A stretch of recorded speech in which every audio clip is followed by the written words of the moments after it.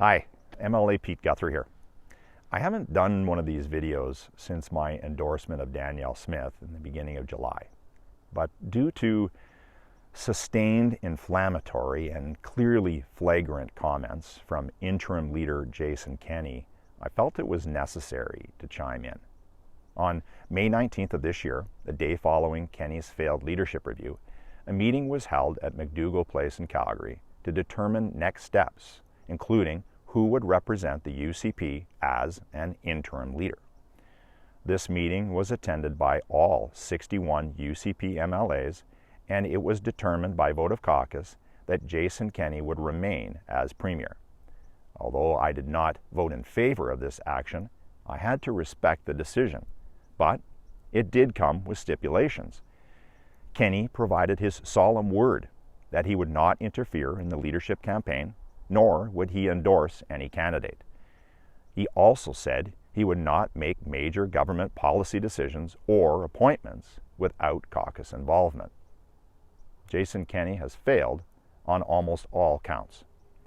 He is regularly creating new government initiatives, traveling around the country and the globe, spending tens of thousands of dollars, possibly more, at the expense of taxpayers.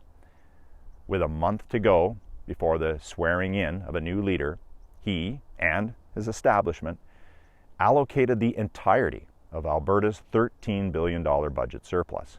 And all of this has been done at his will.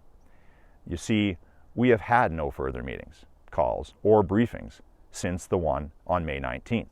And yes, caucus meetings have been requested. Over the last couple of weeks, the behavior of this interim leader has become abhorrent.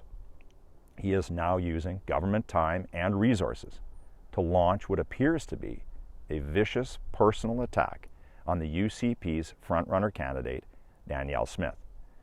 In a government press conference on September 6th, introducing his new advisory council, yes, Kenney came prepared with notes and quotes ready to attack her ideas.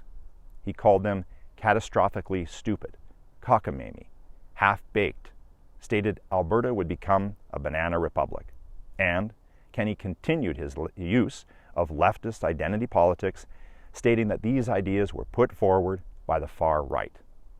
In a classic form, he said it was his burden to speak up, but he was not going to get involved in the leadership campaign. Jason Kenney is acting in a self-serving fashion, adopting a scorched earth, burn it to the ground policy. If he is not at the helm, or one of his establishment candidates, then he seems willing to take down the entire party. His conduct most certainly broke the pledge he gave to caucus, but more importantly, his behavior is detrimental to the UCP.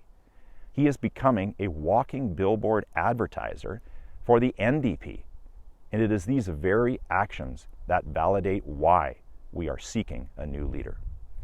Believe it or not, I pity the guy because he is clearly swinging at the air, acting out of fear.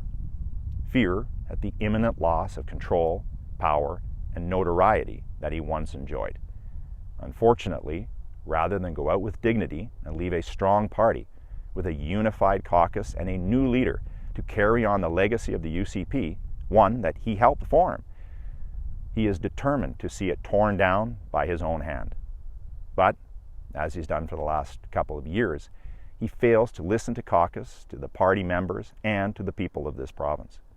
They are seeking a leader that has their best interests in mind, one that shows strength in standing up to Ottawa, one that supports personal freedoms, and one that is willing to listen to frontline workers in making meaningful reforms to deficient essential services. Danielle Smith is that leader. She is not part of the establishment, which is exactly what we could use right now. Look, realistically, Jason Kenney will not honor his promise to caucus, and he will continue to inject his opinion into the leadership campaign to the detriment of the party. I'd be shocked if he stepped down as interim leader, nor would I expect any establishment candidate to finally stand up to him. But let's not allow this negativity to prevail. We have a lot to be optimistic about. We have a strong economy, a flourishing jobs market, and resilient, entrepreneurial, hard-working people. Let's keep our focus there, on the future, with a positive mindset. On October 6th, the province of Alberta has an opportunity for a fresh start as members of the United Conservative Party select our next premier. Let's choose a principled leader who will put Alberta first. Thank you.